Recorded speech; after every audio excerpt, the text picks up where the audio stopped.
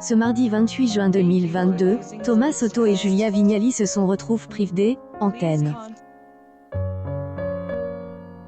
En effet, le duo des animateurs N a pas pu assurer la présentation de le matin sur France 2.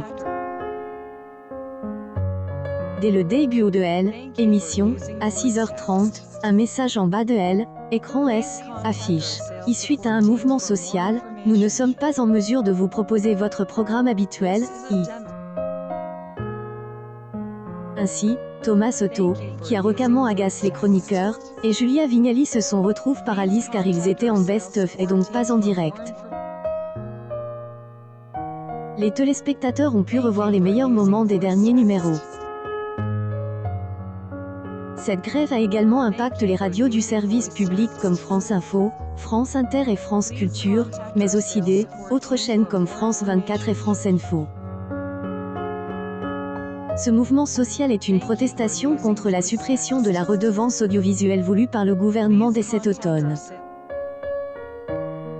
Pour rappel, la suppression de cette redevance devrait engendrer un manque de plus de 3 milliards d'euros, bien que l'État promet de compenser cette somme auprès des diffuseurs publics. Selon un tract syndical, le budget de l'audiovisuel public, il ne peut être décidé par le gouvernement et soumis aux aléas du vote des lois de finances annuelles. Il doit disposer d'une ressource affective, garantissant au mieux son indépendance économique et politique tant en termes d'information que de diversité culturelle. La veille, le lundi 27 juin, le matin était bien proposé en direct. Dans cette édition, Thomas Soto et Julia Vignali recevaient notamment Jérôme Commandeur, pour la promotion de son film, Irréductible, dont la sortie est prévue ce mercredi 29 juin.